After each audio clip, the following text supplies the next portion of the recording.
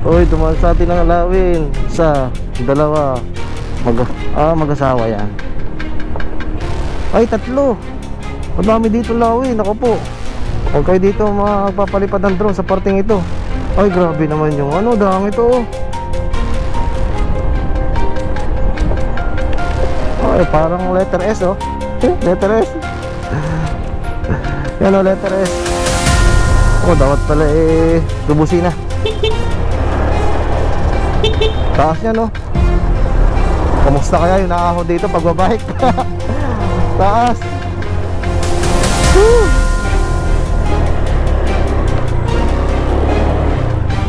Ano? Doon tayo galing. Tapos sigsag na ganun no. Bigla.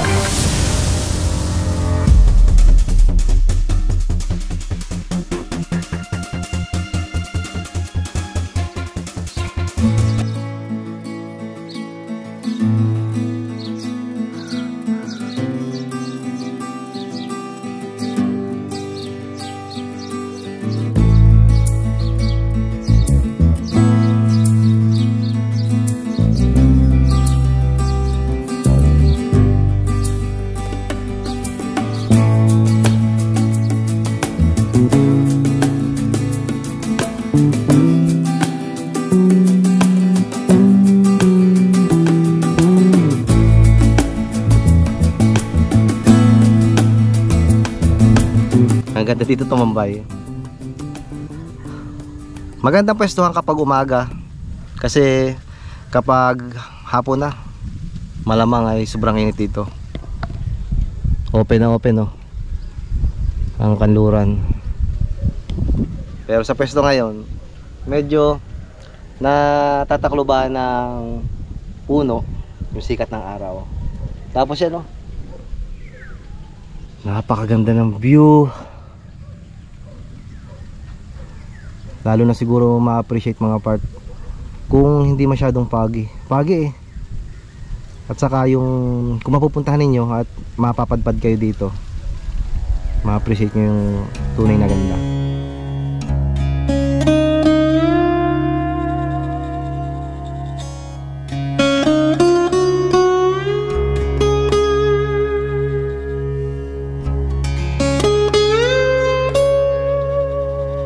Sarap dito magmuni-muni.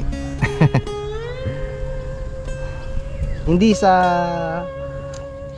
kaya matagal ako mag-upload ay kumbaga yung kagaya ng nakaraan na medyo maulan. Pumilit lang akong gumawa ng video ng nakaraan para makapload tayo, kumbaga makapag-update sa inyo. Dahil ng halos isang linggo mahigit na hindi ako nakakapag-upload. Bukod doon ay parang medyo na ano ako, kumbaga napapaisip na ang tagal na natin, halos maya maya 5 years na tayo na nag-upload ng video sa YouTube. Kumbaga ito yung taon na pinakamahirap para sa akin, gawa ng nung from 1,000 subscribers tayo, ang bilis nating makuha hanggang 2,000, wala pang isang taon yon. Tapos from 2,000 to 3,000 subscribers, wala pa din isang taon yun. Yun ang taon na napakabilis nung pagtaas. Kasi nung panahon yun ay ang kinokontent pa natin ay tungkol sa motor, yung motovlog. Para motovlog din naman itong ginagawa natin dahil nagmumotor tayo. Pero mas focus ako doon dati dun sa mga, yung tungkol sa mga parts ng motor. Yun na ano. Puntahan nyo na lang sa mga previous ko. At puntahan nyo yun sa pinaka famous kong mga upload. Makikita nyo mga 100,000 ang mga views tungkol nyo sa motor. At doon tayo nagsimula, kaya ang bilis ng pagkakait natin subscribers. Pero nung tayo lumipat sa pagta-travel, na siya namang nagustuhan natin, ay kumbaga isang taong mahigit na. From 3,000 ay nasa ano pa lang tayo, 3,900 plus. Isang taong mahigit na, hindi pa tayo mag 4,000. Pero sana madami pa din magkagusto ng ganitong mga travel. Nagmumotor pa din naman ako. Yung mga subscribers ko dyan sa na nakapag-subscribe dahil ng tungkol sa motor, panoodin nyo naman yung ating mga travel, kasi yun na yung ating gagawin palagi, kasi mas dun ako masaya. Nagmumotor pa din naman tayo. Pero mas gusto ko talaga yung mga tungkol sa pagka-travel. Yung nakakarating tayo kung saan saan. At sana bago matapos itong taon, ano bang ano na? Ngayon ay August, September, October, November, December. May 4 months pa tayo na sana ay 70 plus na eh. Magpo 4K na tayo sa YouTube. Mababa, maliit yung count ng ating subscribers pero napaka-solid naman.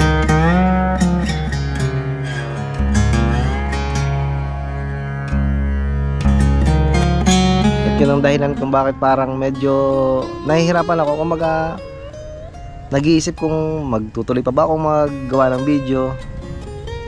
Pero naalala ko, doon nga pala ako masaya sa ginagawa ngayon. Kaya diretso pa din.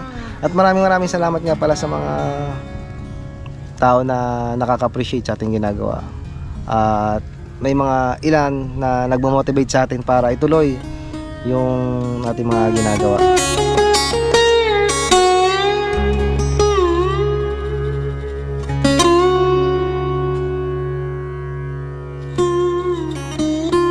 Pagkagising ko kanina, medyo may konting katamatan pa din, pero talagang lumarga ako. Sinamantala ko yung init ng araw para makapagawa tayo ng vlog.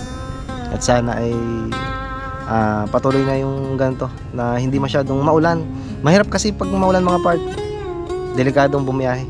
At saka wala tayong masyadong maipakitang magagandang view, magagandang puntahan kapag umuulan. Kaya kalimitan kapag umuulan, wala tayong upload.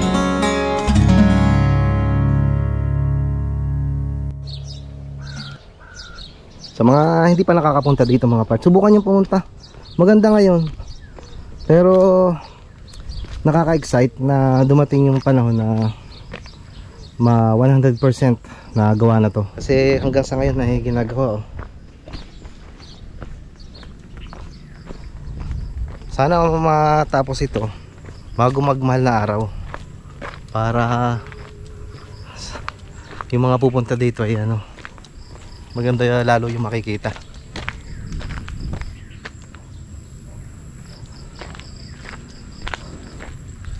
Siguro kung akong tatanungin, hindi nila aalisin yung dating daan dito kasi na din yung kumbaga Station of the Cross eh.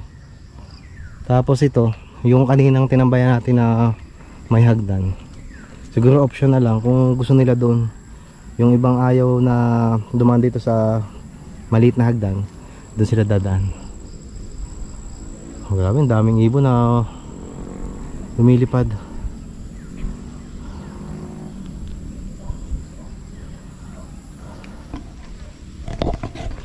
Mag-umpisa na tayong bumaba mga part.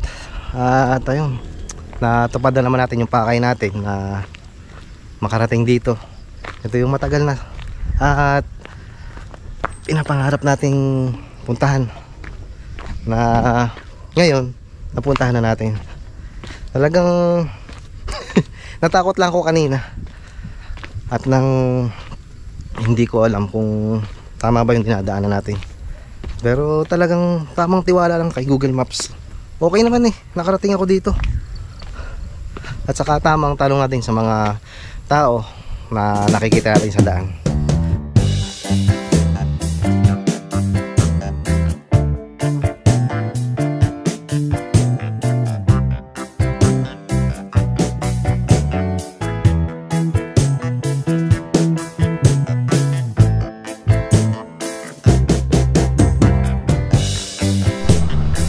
Okay, maraming salamat San Luis, Batangas. At nakarating tayo dito sa Kabanal-Banalang Puso ni Jesus. Doon ang pakyat mga part, napakaganda. Kung kayo ay mahilig sa nature at kumbaga relihiyoso kayong tao, ay ayun, pwede kayong pumunta dito. Pinagsama sa isang destination mga part. So ito yung makikita ninyo, pinaka kumbaga nandito yung mga tao na pwede nyo kausapin kung kayo pupunta dito. Tapos doon, entrance fee ay 50 pesos. Kayo na yung bahalang maghulog doon sa box. Ayun, maraming salamat po sa pagpapatuloy nyo dito. Napakaganda. At kahit na mahina ako sa akyatan, ay nagawa ko.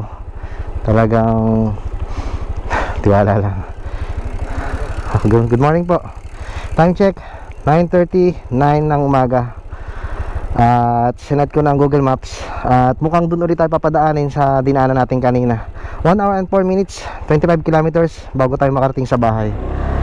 So thank you ulit San Luis, Batangas, at sa kabanal-banalang puso ni Jesus. Napakaganda. So try nyo puntahan mga part. Hindi kayo magsisisi. Maganda.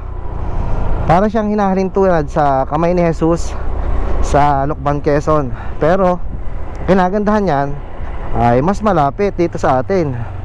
So ito na nga, papalabas na tayo nitong gate. Isa pang silip. Ito yung gate. Ito yung makikita ninyo kapag pumunta kayo dito.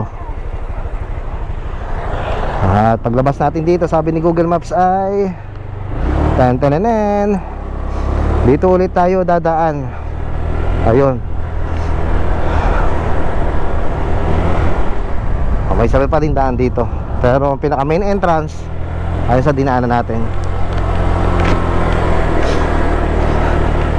So sarap dumaan dito mga part. Ayos na talaga ang Google Maps. Talagang naniniwala ako maigi. Dinaanan natin ay para kabundukan talaga. Pero napakaganda yung binigay na ruta sa atin.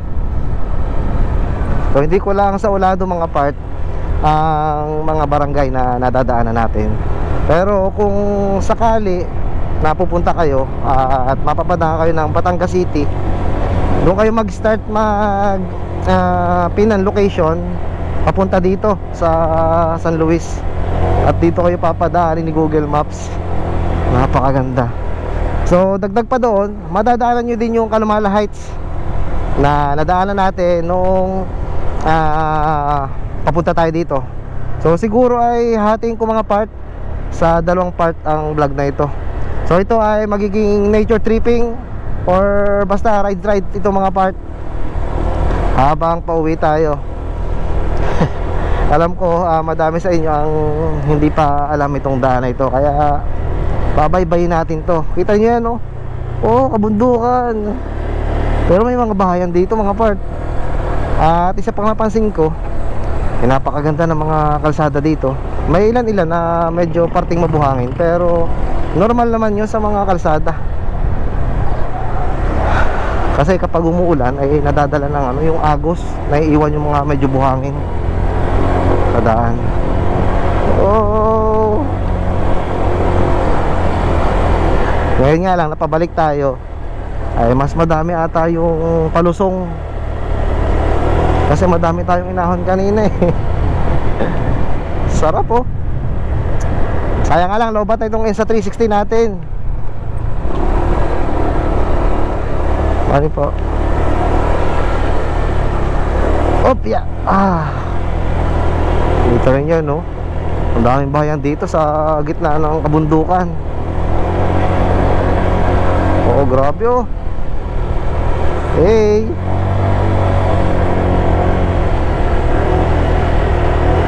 Taas oh. Sana kayanin ni Blossom. Siya pa nga pala mga part sa dahilan kung bakit idagdag ko muna. Siguro sa doon sa first part ng vlog na ito, sinabi ko may ilang dahilan akong sinabi kung bakit natatagalan tayo na mag-upload. Isa pa sa dahilan ay hindi ko pa na may maintenance si Blossom. At parang hirap siya oh. Oo. Hirap sa mga kayating. Pero sa mga patag okay naman. Siguro hindi lang tugma yung mga bola na nakabit dito. Pero sa pagkakaalam ko hindi naman ako nagpapalit ng stock lang talaga. Stock is good. Ang ganda talaga ng ruta na binigay sa atin ni Google Maps. Hindi pa din ako makamove on eh. Nung papunta pa lang tayo ay sobrang kinabahan ako.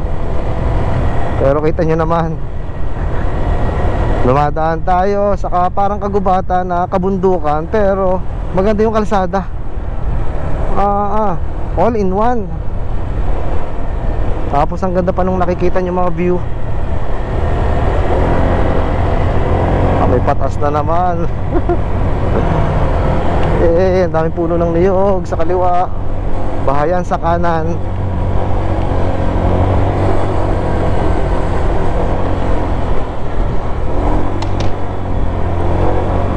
Nasa barangay Buboy pala tayo. Welcome Buboy Elementary School.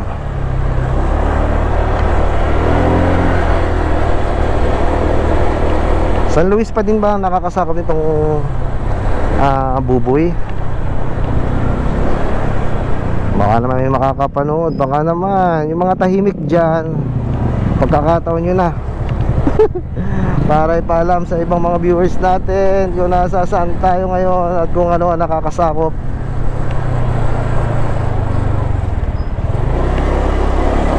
Tama ba itong dinaan natin, no? Parang hindi na itong dinaan natin kanina. Parang doon tayo dumaan kanina eh. Pinaikot tayo. Baka ang lalabasan ito ngayon ni Kalumalan, ha? Basta palagay ko road trip talaga to. Parang iba itong daan ito. Hindi ito yung dinaanan natin kanina nung papunta tayo sa kabanal-banalang Puso ni Jesus. Para sa pagkakalam ko, doon yung sa kabila, sa dinaanan natin eh. O, titingnan natin kung anong meron dito. Kasi napakaganda ng daan, maaliwalas. Yung ba namang dito ka dumadaan sa nasa kabundukan ka na, tapos napapayungan ka ng mga puno. Lamig na simoy ng hangin. O nga pala, pansin nyo ba mga part, simula nung isang araw ay tawag dito, ramdam ko nung umaga habang bumabiyahe ako ay parang nagsimula ng lumamig. Ako lang ba nakakaramdam o nararamdaman nyo din? Basta parang ang lamig na agad. Kagaya kanina nung umalis ako sa bahay, alas 7 na yon, ang lamig ng biyahe.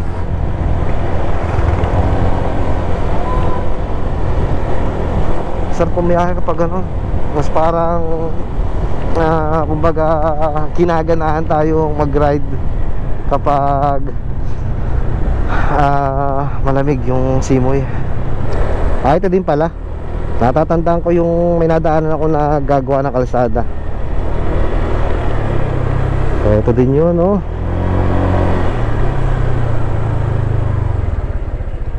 Ayun, ito Tehe Bakery, nadaan natin kanina. May natigilan lang ako dito mga part, no? Ganda ng view. Okay, si Blossom, oh. Napakatikas si Blossom, napakaganda. Bagong linis eh. Ayun, oh. Kitang kita yung Batangas Bay. Tapos yan, visible naman siguro yung Mount Banoy na doon sa parteng yun, yung kabundukan ng Batangas City. Ang taas natin, oh. Hindi ko lang alam kung anong parteng lugar to. Titingnan natin.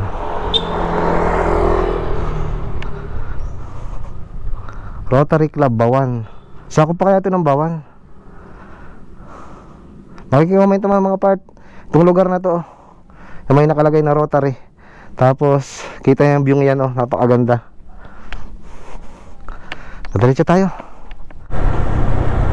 Ganda talaga, oh.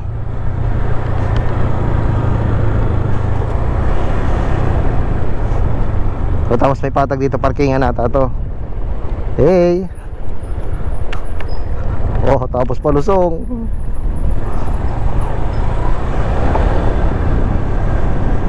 Grabe, sarap dito talaga mga part. Way papuntang San Luis, Cabanal-Banalang, Puso ni Jesus. Napaka-press kung dumaan dito.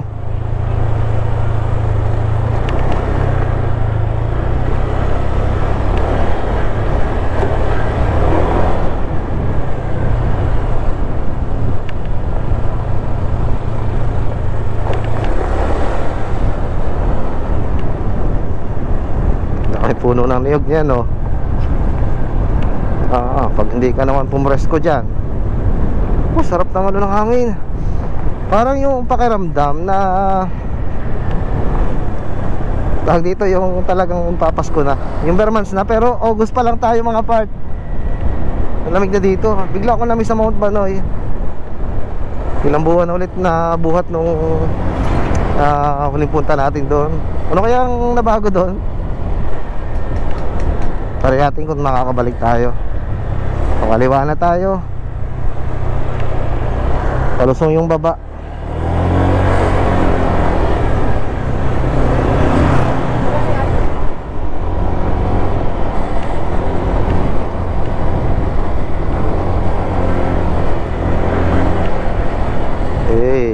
Nasa mataas na parte tayo.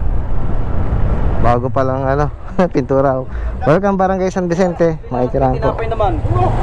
Kiraan po. Barangay San Vicente.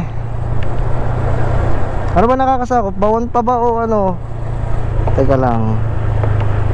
San Vicente Manalupang. Sakop ba ito ng Bawan o San Luis? Wala akong makita Pagtarik mga part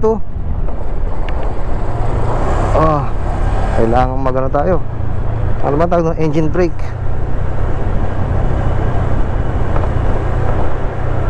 Engine brake na may halong brake pa din. Para sigurado.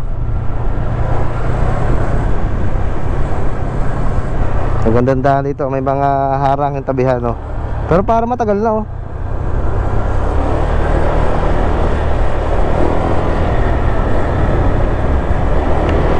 ganda.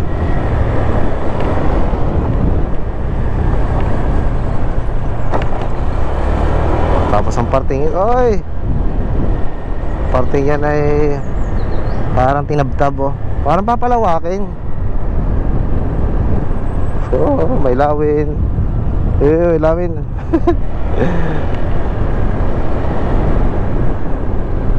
Palusong na naman to.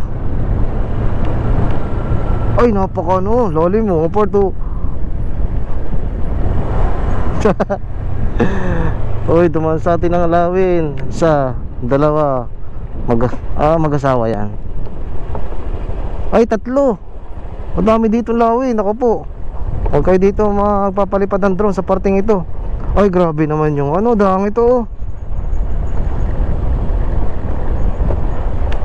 Ay, parang letter S letter S. Yan letter S. Yan, simula doon sa itaas gayon tapos S grabe yung dahil niya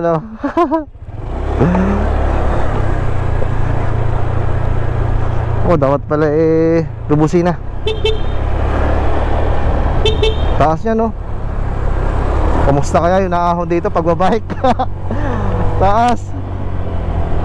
Woo!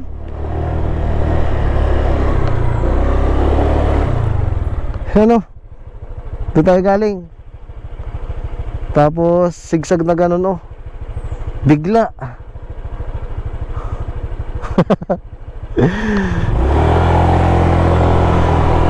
Ang talim.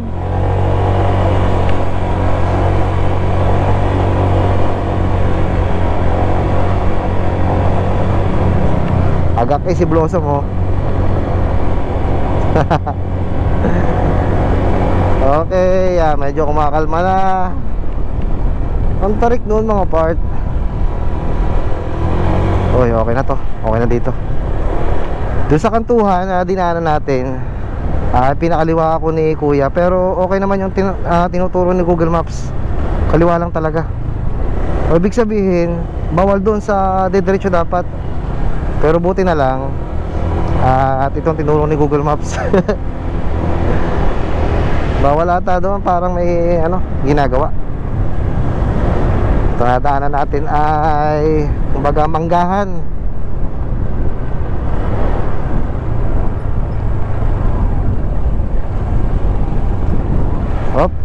Dahan-dahan lang doon at may mga buhangin ng daan baka dumulas ang ating gulong.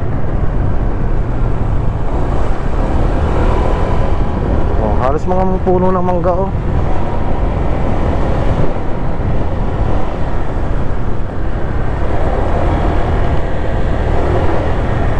kagandahan, no? Nasa parang gitna ka ng kagubatan, mga puno ng manggahan. Wow, White House. Ay, magandang daan.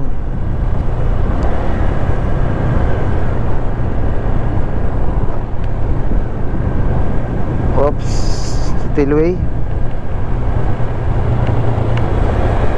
Siguro may dumadaan dyan ng tubig kapag nabagyo galing bundok. Ano?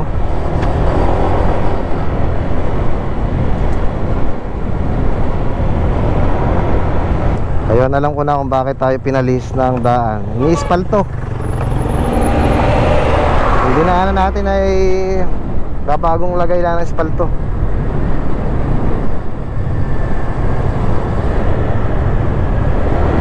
Oh, ganda ng daan dito.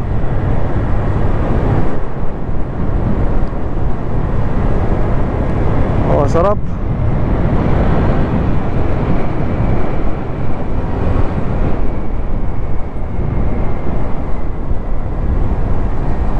Ano, malalaking truck ang nadaan dito.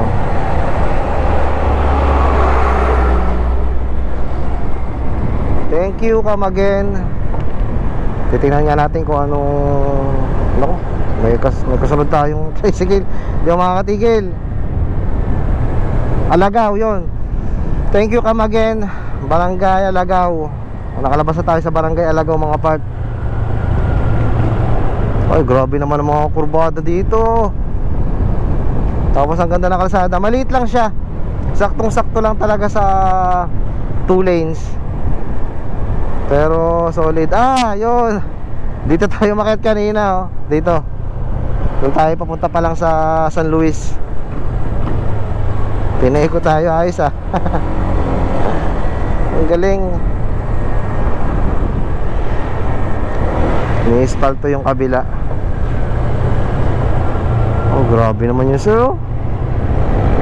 Bahagya na tayo kumababa sa level. Bababa tayo ng kabundukan.